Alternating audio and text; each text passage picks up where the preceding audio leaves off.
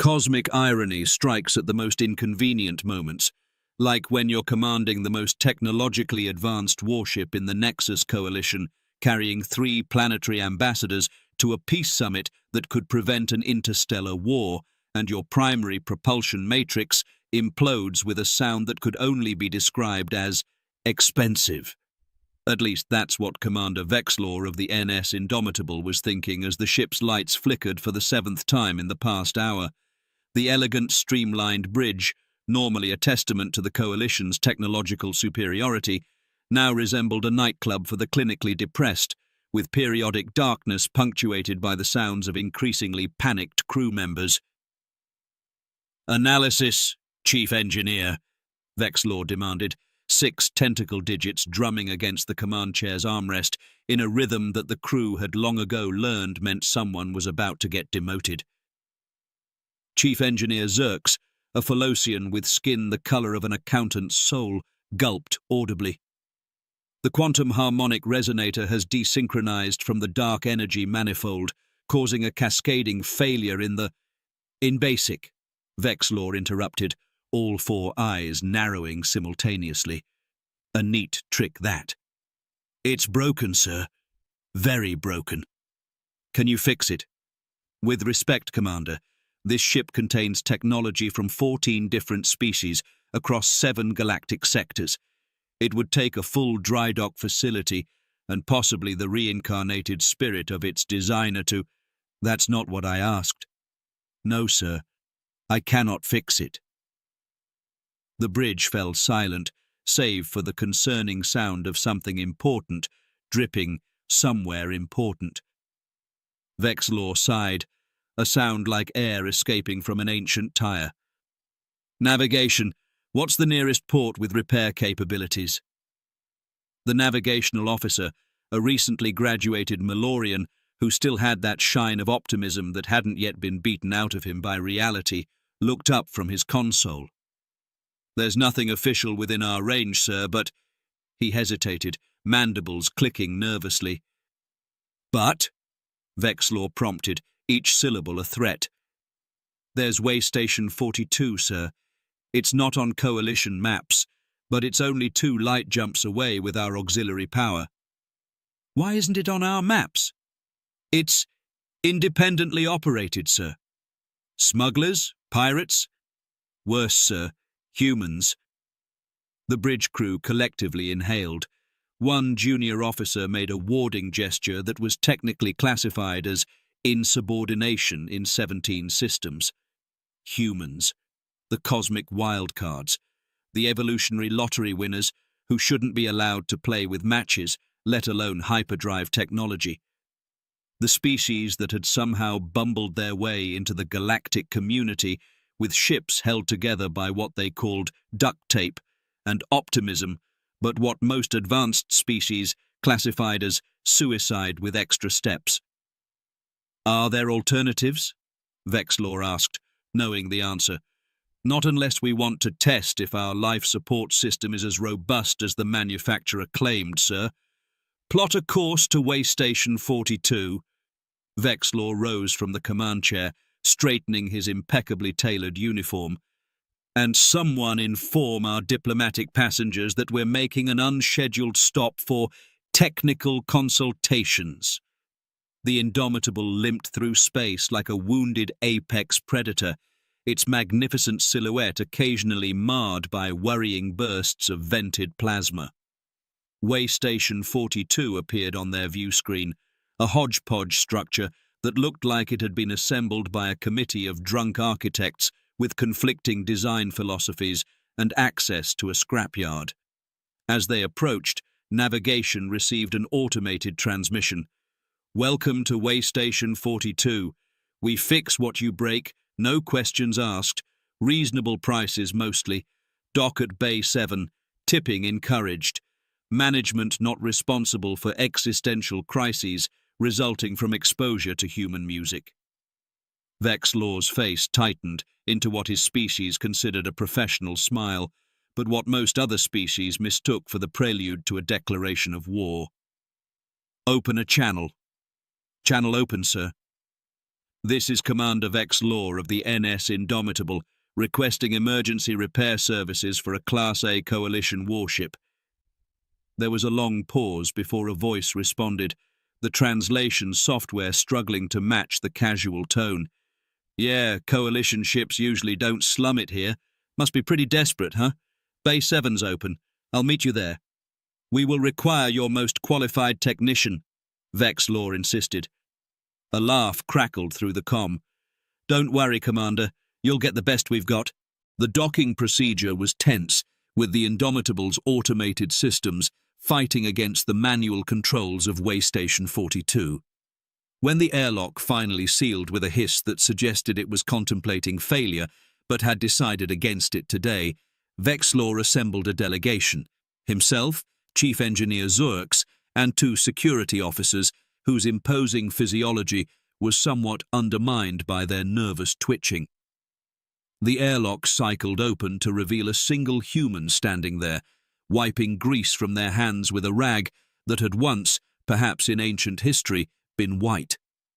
The human wore a jumpsuit covered in pockets, patches, and mysterious stains, with a tool belt that appeared to contain everything from precision laser cutters to what looked disturbingly like a hammer, an actual physical impact tool, as if this were the Stone Age. You, the Coalition folks with the broken ship? The human asked, looking past them to peer appreciatively at the Indomitable's sleek hull. I am Commander Vex Law. This is my Chief Engineer Zurks. And you are? Grady, the mechanic. The human extended a hand, realized none of the aliens were going to shake it, and smoothly transitioned to scratching behind one ear instead. So, what seems to be the problem? Zurks stepped forward, datapad extended to transfer the diagnostic files. We've experienced a critical failure in our quantum harmonic resonator, which has desynchronized from the human waved away the datapad. Yeah, technical mumbo-jumbo. Let me see the engine room. Vex Law bristled. Our propulsion systems contain classified Coalition technology. Grady shrugged. And I contain 3 cups of coffee and a breakfast burrito. We all have our secrets. Look, you want this fixed or not? Our engineers have been unable to. Your engineers are great at maintaining ships built to spec. I'm guessing something went wrong that wasn't in the manual. That's where humans come in. Grady grinned, a disconcertingly sincere expression. We're really good at fixing things that shouldn't be broken in the first place. After a tense moment of consideration, Vex Law nodded curtly. Very well, but you will be escorted at all times, and any attempt to steal your secrets, sabotage your ship, or insult your mother. Got it. Grady hefted a massive toolbox that made concerning rattling noises. Lead the way. The procession through the Indomitable's corridors drew stares from the crew. Humans were rare in Coalition space, their homeworld being on the fringes of civilized sectors. This one walked with the relaxed confidence of someone either completely oblivious to or completely comfortable with being surrounded by aliens who could snap them like a twig. The engine room was a cathedral to advanced technology, gleaming surfaces, holographic interfaces, and the soft hum of energies being manipulated in ways that would make physics professors weep with joy. Or at least, that's what it usually was. Currently, it was a mess of emergency containment fields, diagnostic alerts, and the distinct smell of ozone. Grady whistled, a sound that made several nearby engineers wince. Now that's a beautiful disaster. The human circled the main drive slowly, eyes narrowed, occasionally stopping to listen, or, to the horror of the watching engineers, tap on exposed components with a primitive metal tool. After 15 minutes of this bizarre ritual, during which Vex Law's patience eroded like sandstone in a hurricane, Grady straightened up and announced, "Found your problem." "Already?" Zurks couldn't keep the skepticism from his voice. "Yep. You've got a phase variance in your dark matter exchanger that's causing your quantum harmonic resonator to throw a temper tantrum. Plus, someone's been trying to access your navigation core without proper authorization. Vexlaw's eyes narrowed. That's impossible. Our systems would have detected any intrusion. Not if they used a bioorganic interface protocol that mimics normal system operations. Grady pointed to what looked like a perfectly normal power coupling. See that? That ain't standard. Someone's been messing with your ship, Commander. And you can determine this just by looking? That, and the fact that I've seen this exact sabotage set up 3 times in the past 6 months on other ships passing through. Someone's trying to strand Coalition vessels in this sector. The security officers tensed, hands moving toward weapons. Vexlaw's expression hardened. Can you repair it? Grady hefted a tool that looked alarmingly like it belonged in a medieval torture chamber rather than a spaceship. Sure thing, just needs a little fixin'. The way the human said it, casual, confident, with a glint in the eye that suggested either madness or genius, made Vexlaw suddenly reconsider every story he'd ever heard about humans and their peculiar approach to technology. But with ambassadors waiting and a peace summit delayed, there were no better options. Proceed, he ordered, wondering if he'd just made a terrible mistake. Grady grinned and flipped the mysterious tool in one hand. You might want to stand back. This could get interesting. And that, Vexlaw would later reflect, was the greatest understatement in the history of interspecies relations. If Coalition engineers worked with precision and reverence, then human mechanics operated with a chaotic blend of intuition and audacity that made Vexlaw's exoskeleton itch. Grady approached the damaged propulsion system with all the ceremony of someone checking under the hood of a ground vehicle, whistling a tune that sounded suspiciously like a funeral dirge. Do you always make that noise while working? Vexlaw asked, his translator struggling to convey both authority and irritation simultaneously. Helps me think, Grady replied, already elbow-deep in components worth more than most planetary defense budgets. Besides, your ship likes it. The ship is not sentient. Tell that to your oscillation dampers. They're practically singing along.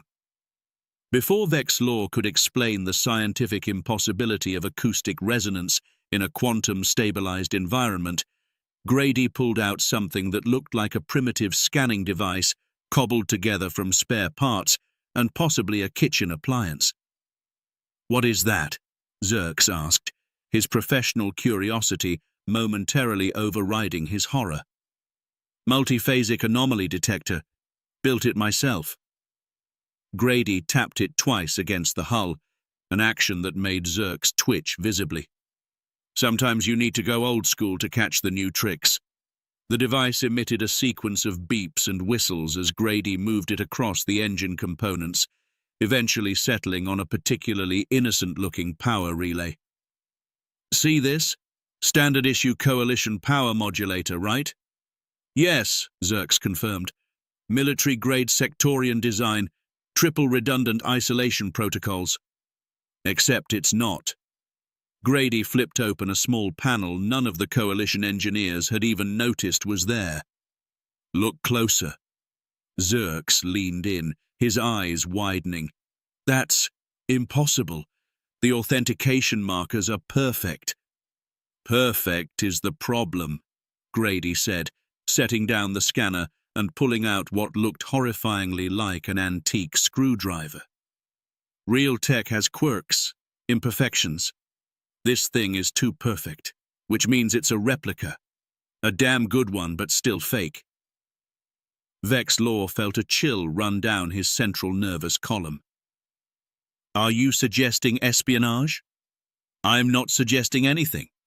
I'm telling you someone replaced your power modulator with one that looks identical but has a little subroutine designed to fail at a specific moment.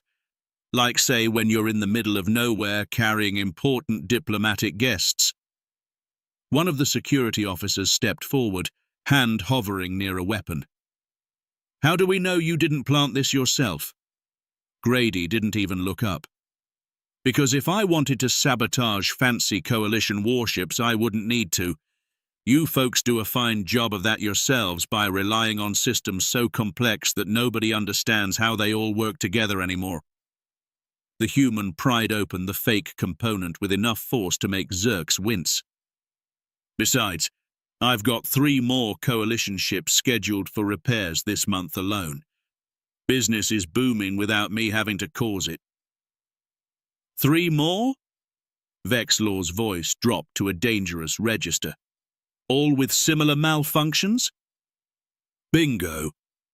Someone's playing a long game. Grady extracted what appeared to be a microcircuit from the component. There we go. The little troublemaker itself. What is it? Xerx asked, leaning closer despite himself. Bioorganic transmission node. Sophisticated little bugger. It mimics normal system functions while gradually introducing microscopic errors into your navigation core. Not enough to trigger alarms, just enough to eventually strand you exactly where someone wants you. Vexlaw's military training kicked in, scenarios already forming.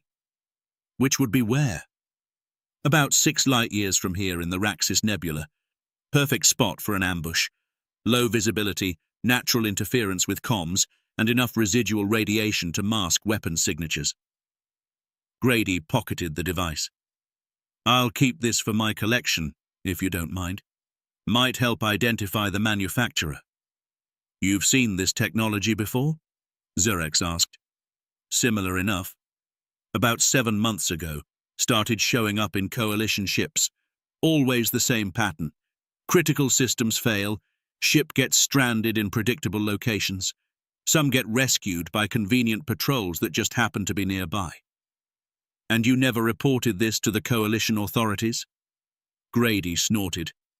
I filed 3 reports, got form letters thanking me for my vigilance and assuring me the matter would be investigated thoroughly. Coalition doesn't take advice from grease monkeys at independent stations, especially not human ones. Vexlaw made a mental note to have a strongly worded conversation with Coalition intelligence upon their return. Can you repair it? Already started. Grady had somehow disassembled half the power relay system during their conversation. But we've got bigger problems. This isn't just sabotage. It's a complete infiltration of your defense grid. Your weapons, shields, navigation, all compromised. The saboteur knew exactly what they were doing. Xerx's skin paled to an even more accountant-like shade. How extensive? Remember when I said your quantum harmonic resonator was throwing a temper tantrum? That's because someone's been feeding it bad data for months. Your whole energy distribution network is littered with these little parasites. Grady pulled out a different tool, something that looked like a cross between a welding torch and a medical scanner. This won't be a quick fix. I need to purge the entire system and rebuild it from scratch. That's completely unacceptable, Vexlaw stated flatly. The classified systems are already compromised, Grady finished. Look, Commander, I get it. You don't want some human grease monkey messing with your fancy warship, but your fancy warship is currently about as useful as a chocolate teapot, and whoever did this knows everything about your classified systems already. The truth of this statement hung in the air like an unpleasant smell. How long? Vexlaw finally asked. 26 hours if I work alone. 12 if your engineers help and don't get in my way. Grady was already pulling more tools from the seemingly bottomless toolbox. And before you ask, yes, it'll cost extra. Vexlaw's communicator chimed, a message from one of the ambassadors inquiring about the delay. The fate of 3 star systems potentially hung in the balance. You have 8 hours, Vexlaw said. Grady grinned. Now you're speaking my language.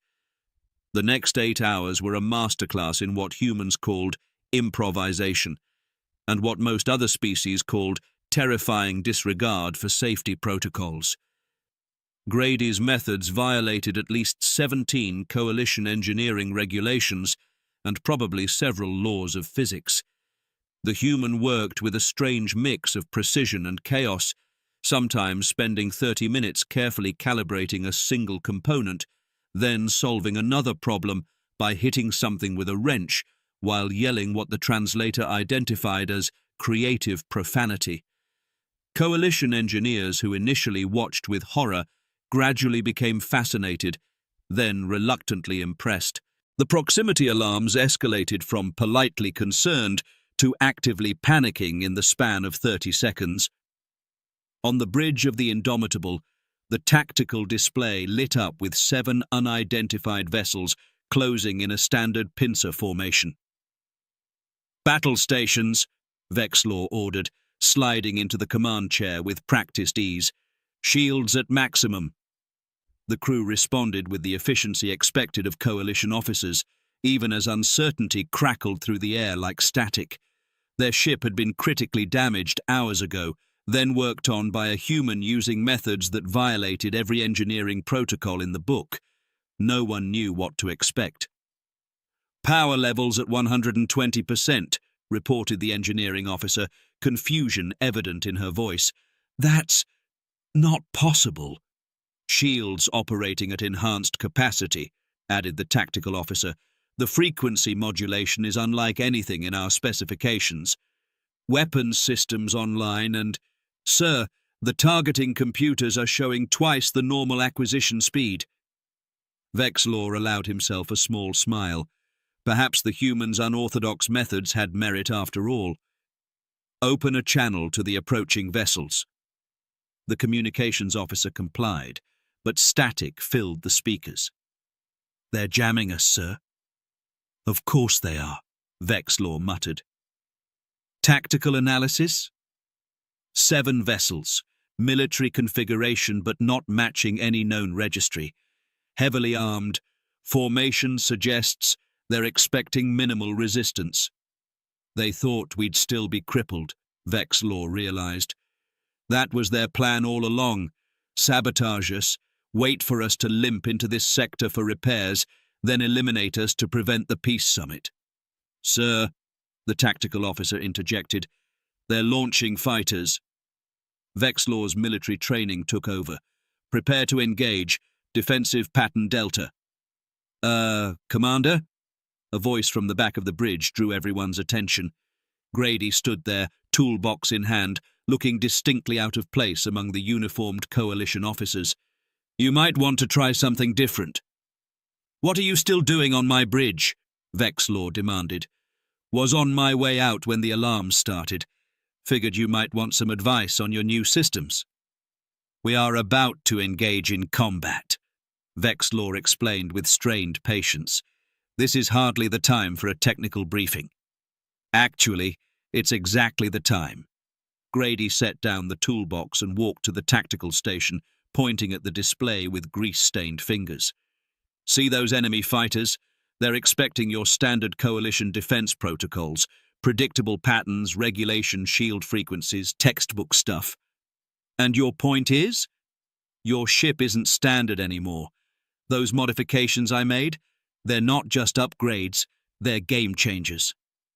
The tactical officer looked from Grady to Vexlaw, clearly uncertain who to listen to. Vexlaw hesitated only briefly. "Explain." Grady grinned and tapped the tactical display.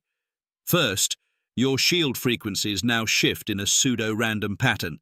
Unless they've got some serious processing power, they won't be able to tune their weapons to penetrate. Second, that energy regulator I installed doesn't just prevent power spikes, it stores them." "Stores them?" Zerks had followed Grady to the bridge and was now leaning forward with intense interest.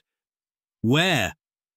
"In a specialized capacitor array I built from spare parts and some of your food replicator components." "You cannibalized our food replicators?" an officer exclaimed. "Relax, you can still get coffee, just not that fancy Taurian tea with the bubbles." Grady pointed to a new readout on the tactical display that hadn't been there 8 hours ago. "See that? Energy reserve. You've been accumulating power since I finished the repairs. It's enough for what I like to call a surprise party. Vexlaw raised a hand to quiet the murmuring crew. What exactly does this surprise party entail? When I was in the defensive corps back on Earth, we developed a little trick for dealing with multiple hostiles. We called it the thunderclap.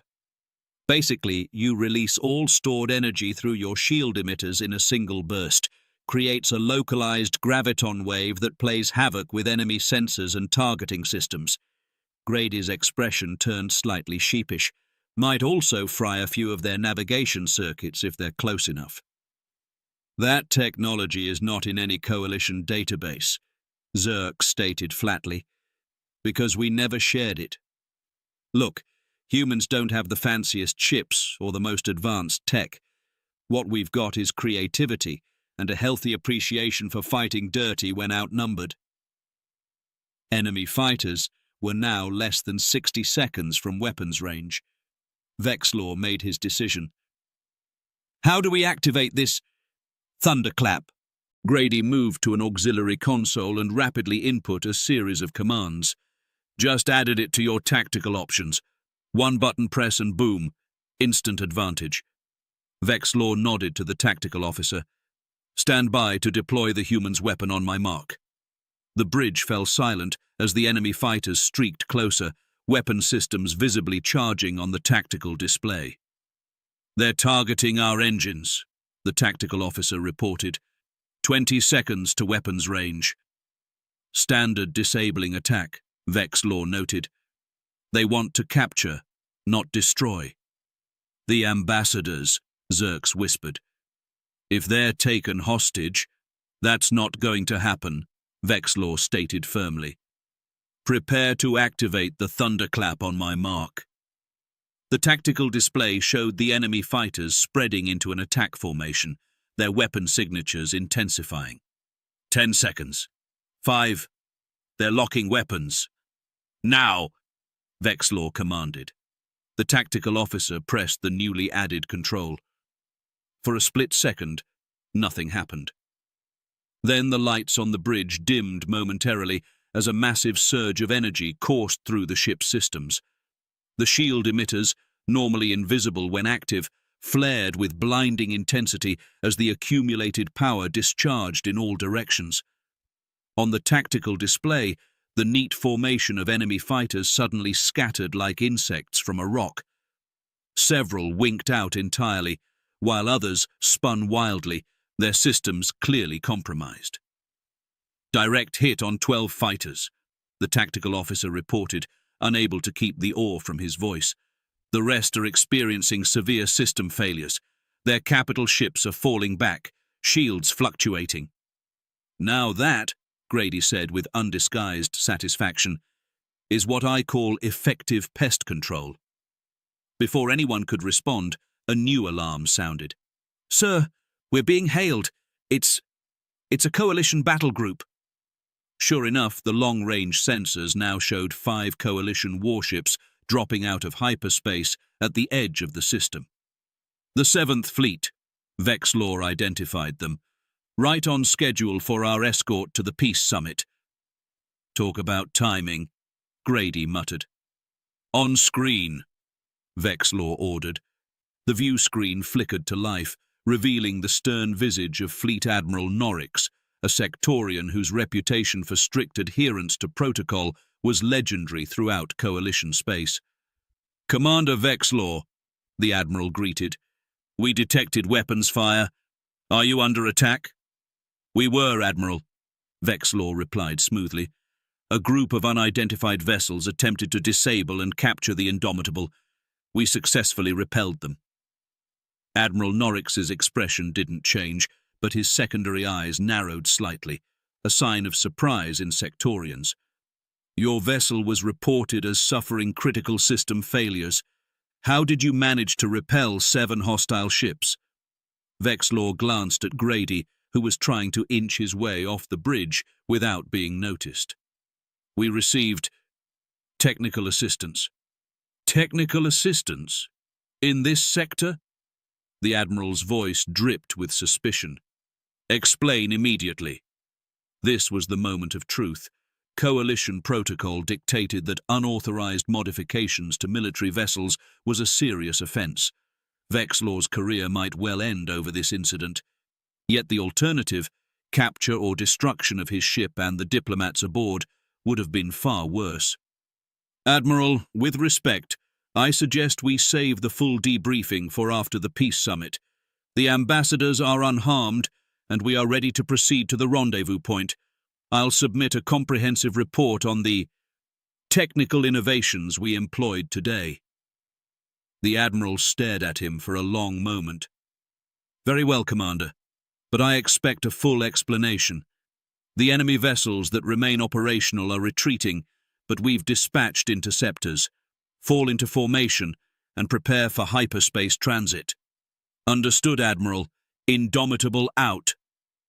As the view screen darkened, Vexlaw turned to find Grady still trying to make an inconspicuous exit. "Not so fast," Vexlaw called out. "You're not leaving until I get a full explanation of exactly what you did to my ship."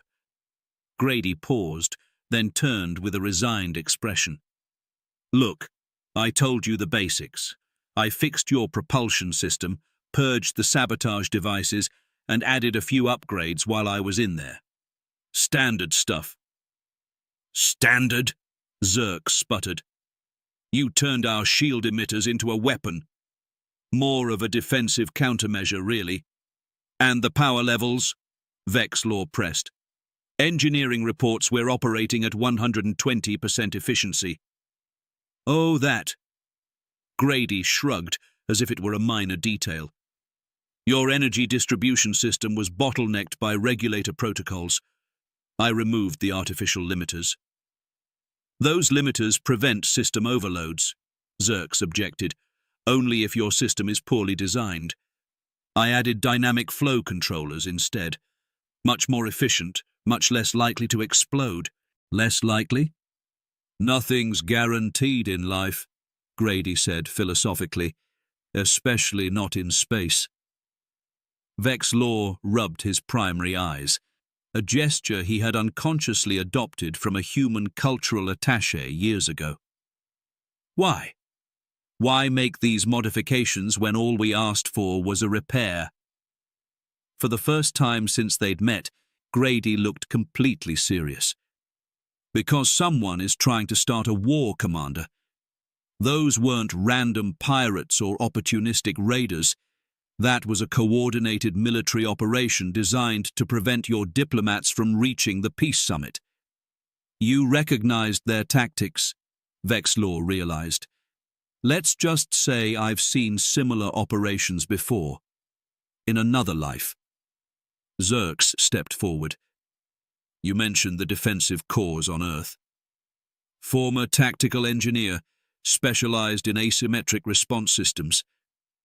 Grady's casual demeanor had vanished, replaced by something harder and more focused. "When your ship docked at Waystation 42, I recognized the sabotage signature. It matched patterns we documented during the border conflicts." "The border conflicts ended 15 years ago," Vexlaw noted. "The official hostilities did, but some people never stopped fighting." Grady tapped the data chip he had given Vexlaw earlier. "That contains more than just technical specs. There's intelligence on a splinter faction that's been working to destabilize coalition human relations for years. They believe war is inevitable and want to control when and how it starts." A cold realization settled over Vexlaw. The peace summit would solidify the alliance between humans and the coalition, which some people on both sides don't want. Grady nodded. "Those ships that attacked you used hybrid technology, coalition design philosophy with human tactical adaptations.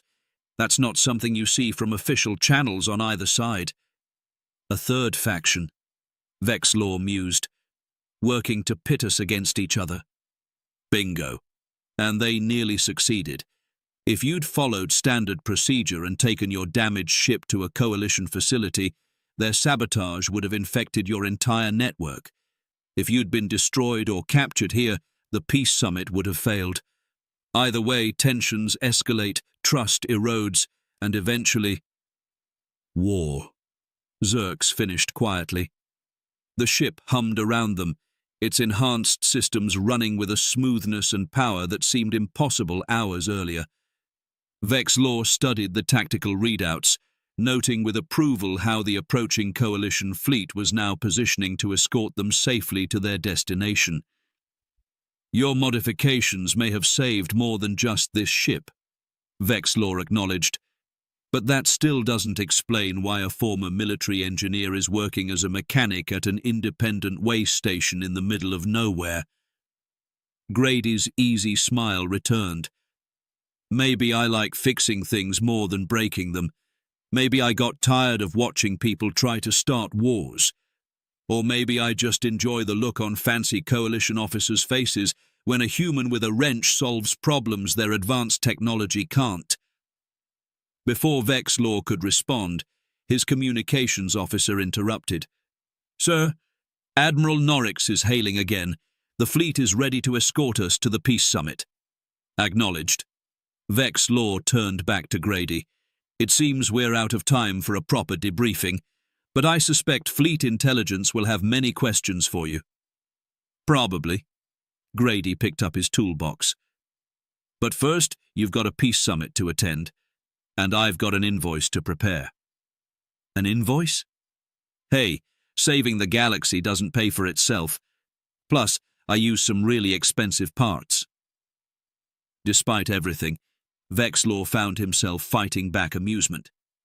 "I'll ensure you're properly compensated for your creative approach to ship repair. That's all I ask." Grady gestured to the ship around them. "Besides, what I gave you is worth way more than what I'm charging. Your engineers will be studying those modifications for years. Assuming I don't order them removed immediately," Vexlor pointed out. "You won't."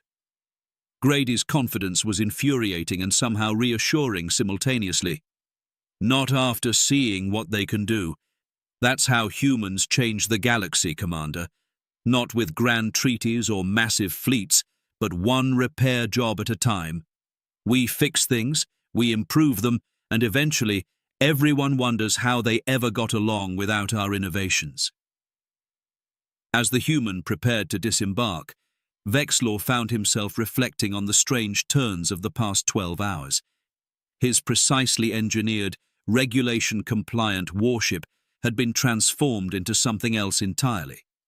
Something unorthodox, unpredictable, and undeniably more effective, just like humans themselves.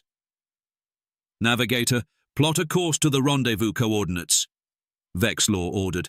"Let's not keep the future waiting."